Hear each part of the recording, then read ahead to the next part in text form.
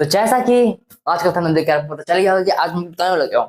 तो जैसा कि आपको पता है कि आज मैं क्या बताने वाला हूँ, तो मैं आपको बताने वाला हूँ आज एक लाइंस एंड एंगल्स चैप्टर अगर आप पढ़ते हैं तो उसमें एक ऐसे बेसिक पॉइंट्स जो अगर आपको अगर पता नहीं रहे तो आप थ्योरम्स प्रूव नहीं कर पाएंगे। मतलब जो थ्योरम्स है वो आप नहीं पढ़ पाएंगे, थ्योरम्स पढ़ ही नहीं पाएंगे, थ्योरम्स आपको समझ ही में नहीं आएगा। ये कुछ बेसिक्स पॉइंट्स है जो आपको लाइंस एंड एंगल्स में जानना जरूरी है। बेसिक समझिए, basics very very important. Basic है, बेसिक नहीं कह सकते, बहुत बेसिक तो एडवांस वाला ठीक है, बहुत इंपॉर्टेंट है। तो क्या है, चलिए मैं आपको बताता हूँ। ओके, ये सब मैं आपको काम देगा। ये linear pairs of axioms, linear pair of angles, ये सब मैंने आपको पढ़ा दिया। बाकी कम्प्लीमेंट्री सप्लीमेंट्री में बहुत सारे एंगल्स, सारे एंगल्स में काम देगा। पूरे लाइंस एंड एंगल्स चैप्टर में ये काम देता है। ओके, चलिए स्टार्ट करते हैं। क्या है वो बेसिक पॉइंट्स, देखते हैं अभी। तो आप बोलेंगे रेहान भैया अभी तो आप बोले कुछ पॉइंट बताना, फिर आप ये ट्राइंगल क्यों नहीं, मतलब ये फिगर क्यों बना दिए, ये लाइंस एंड एंगल्स वाला, ये कुछ फिगर्स मैंने पढ़ा रहे हैं, मैं इसको जानता हूँ। ये लीनियर पेयर ऑफ ऐसे कुछ एक्सियम्स या एंगल्स है। ये कोई एंगल्स किसका नाम है रेहान भाई, मुझे याद नहीं आ रहा है। तो ये जो हमारा बैठा बना है, ये मेरा एंगल्स को बना, ठीक है। लाइन्स एंड एंगल्स में हमारा कोई एंगल्स बना है, ठीक है। अब इस कॉन्सेप्ट हमको क्या बताना है रेहान भैया, तो मैं आपको इसको क्या बता रहा हूँ। आप बोलेंगे ये फिगर बना दी रेहान भैया, ये क्या आप कर रहे हैं रेहान भैया। तो मैं आपसे यहाँ पे कुछ पूछने वाला हूँ कि उसका आपको जवाब देना है, ठीक है। तो चलिए पहले मैं सब ये एंगल को एक एक नाम दे देता हूँ, क्या नामकरण कर देता हूँ, ठीक है। सब एंगल के नाम, सब एंगल को मार्क कर देता हूँ 1 2 3 कर कर, 1 2 3 4 5 6 7 8 इस तरीके से। मान के चलिए ये वाला हमारा एंगल बी सी जो है, बी से सी है, मतलब ये यहाँ पर हमारा ओ है, ठीक है। ये क्या सेंटर के पास ओ है, ठीक है। बी ओ सी है जो हमारा एंगल 1 है, क्या एंगल नंबर 1 है। और ए ओ सी जो है हमारा एंगल नंबर 2 है। और हमारा ये ए ओ डी जो है हमारा एंगल नंबर 3 है। इस तरीके से मार्क करते हैं हम लोग, आप जानते हैं ये बात। और हमारा एंगल डी ओ ई जो है एंगल हमारा 4 है। तो क्या हम एंगल 4 को हम किस तरीके से लिख सकते हैं, मैं आपको कुछ मतलब सिखाना चाहता हूँ। मैं यहाँ पे आपको मोटा मोटा बताता हूँ मैं आपको क्या सिखाना चाहता हूँ। एडिशन और सब्ट्रैक्शन एंगल्स के, मतलब कि एंगल एडिशन और एंगल सब्ट्रैक्शन, ठीक है। क्या angle addition and subtraction, angle subtraction, angle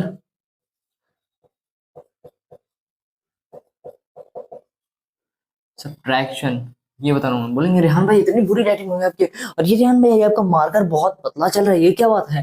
इसको लगता है खिलाए पिलाए नहीं आ जा, नो, क्योंकि ये न्यू मार्कर तो इसलिए ऐसे चल रहा है। ओके, मैं आपको यही आज मैं इस वीडियो में आपको ये बता रहा हूँ, क्या बता रहा हूँ, चलिए मुझे बताता हूँ, स्टार्ट। ओके, तो मैं यहाँ से आपसे पूछ रहा हूँ कि एंगल बी ओ सी को मैं किस तरीके से लिख सकता हूँ। मतलब कि ये देखिए यहाँ पर मैं आपको सिखा रहा हूँ कि एंगल को आप लिख कैसे सकते हैं। एंगल बी ओ सी इसको हम किस तरीके से लिख सकते हैं, क्या करें हम इसको किस तरीके से लिख सकते हैं। एंगल बी ओ सी को समझिए, बी ओ सी मतलब एंगल बी ओ सी जो हमारा ये एंगल है, एंगल बी ओ सी, एंगल बी ओ सी, एंगल बी ओ सी, इसको हम किस तरीके से लिख सकते हैं।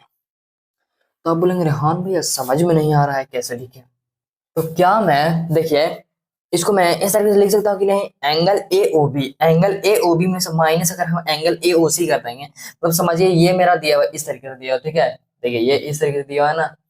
तो क्या मैं एंगल ए ओ सी मतलब ये बड़ा वाला एंगल में से छोटा वाला एंगल को इस छोटे वाला एंगल को घटा दूंगा तो ये वाला एंगल आ जाएगा कि नहीं, एंगल बी ओ सी आ जाएगा कि हाँ नहीं भाई बिल्कुल आ जाएगा। मतलब कि क्या मैं अगर बड़ा वाला एंगल, ये जो बड़ा एंगल है एंगल ए ओ बी में से एंगल ए ओ सी अगर माइनस कर दूं तो क्या हमारा एंगल बी ओ सी आएगा कि नहीं, बिल्कुल आएगा। तो पहले देखिए मैं आपको लिख के दिखाता हूं, तो इसको मैं लिख सकता हूँ, इस तरीके से लिख सकता हूँ। Okay, angle A O B minus angle angle A O C, A O C कर देंगे तो हमारा बी ओ सी आ जाएगा।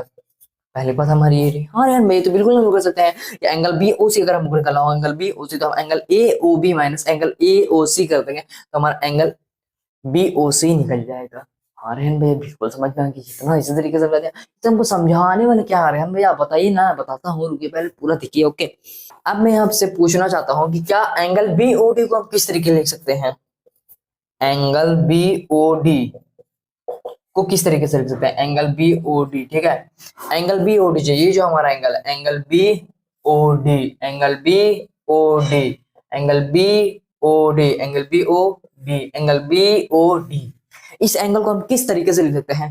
तो क्या हम इस एंगल को इस तरीके से लिख सकते हैं कि नहीं, angle B O C plus angle A O C plus angle A O D, हमारे सामने एंगल बी ओ डी है। कैसे रेहान भाई, ये तो देखिए मतलब कि एंगल यहाँ क्या कहा गया है, ये जो आपका बड़ा वाला एंगल है, बड़ा वाला एंगल, ये इस पूरे एंगल मतलब एंगल बी ओ डी को हम इस तरीके से लिख सकते हैं कि नहीं, angle one plus angle two plus angle three. हाँ मतलब ये first angle second angle third angle के सम के बराबर होगा हमारा एंगल बी ओ डी। हाँ रेहान भाई, तो बड़े वाले एंगल को पहले नाम देते हैं, ये एंगल बी ओ डी को हम नाम देते हैं 5। मतलब कि एंगल बी ओ डी इस तरीके से हम लिख सकते हैं। चलिए अब एंगल 5 को हम किस तरीके से लिख सकते हैं, यहाँ पे यही कहने की बात है, हम इसको लिख सकते हैं angle 1 plus angle 2 plus angle 3। हाँ यार इसे को समझाने वाले क्या रहे, मैं बताइए ना, बता रहा हूँ, वेट करिए। तो हमको क्या समझ में आ रहा है इससे, कि हमको ये समझ में आ रहा है कि एंगल को हम समझेंगे कैसे, कोई एंगल दिया हुआ है तो उसको समझना कैसे। इस वीडियो से मैं आपको, इस डायग्राम से मैं आपको यही समझाने की कोशिश कर रहा हूँ। ओके, अब एक और बात मैं पूछता हूँ आपसे, ठीक है। तो हमको बताना है एंगल बी ओ ई। एंगल बी ओ ई कोई बताया देगा? और मैं बिल्कुल बता देंगे, एंगल बी ओ ई, एंगल बी ओ ई। तो रहन भाई ये हमारा एंगल है, बिल्कुल एंगल है, ये देखिए पूरा एंगल बन रहा है।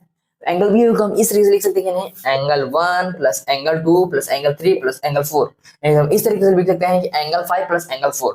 हम इस तरीके से लिख सकते हैं एंगल 5 प्लस एंगल 4, हमारा बी ओ ई हो गया। या फिर हम angle 1 plus angle 2 plus angle 3 plus angle 4 इस तरीके से भी लिख सकते हैं। हाँ रहन भाई बिल्कुल लिख सकते हैं। रेहान भाई अब हमको इस तरीके कॉन्सेप्ट से समझाना क्या चाहते हैं, तो मैं आपको इस कॉन्सेप्ट से ये समझाना चाह रहा हूँ कि अगर आपको क्वेश्चन में इस तरीके से, देखिए क्वेश्चन में आपको एक देता हूँ, ओके, इस फॉर्मेट देखिए, एक का क्वेश्चन है रहेगा इस तरीके से रहता है, ठीक है।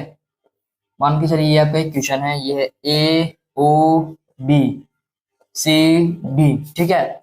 ये कोई आपका एंगल दिया रहा है, ठीक है ना, और ये भी आपका एंगल है, ये भी आपका एंगल है। अब लेट दैट मान के चलिए आपको फाइंड करना है, आपको एंगल सी ओ बी, यहाँ पे क्वेश्चन है, आपका क्वेश्चन इस तरीके से रहता है, ठीक है। आपको एंगल सी ओ बी कुछ दिया हुआ है, ठीक है, एंगल सी ओ बी आपको कुछ वैल्यू दी हुई है, एंगल सी ओ बी आपको कुछ वैल्यू दी हुई है। आपको फाइंड करना है एंगल डी ओ बी, मतलब एंगल बी ओ डी बोलिए या एंगल डी ओ बी बोलिए। तो क्या आप इसको इस तरीके से फाइंड कर सकते हैं? आप बोलेंगे में इसको कैसे फाइंड करेगा, तो आप इस तरीके से कर सकते हैं।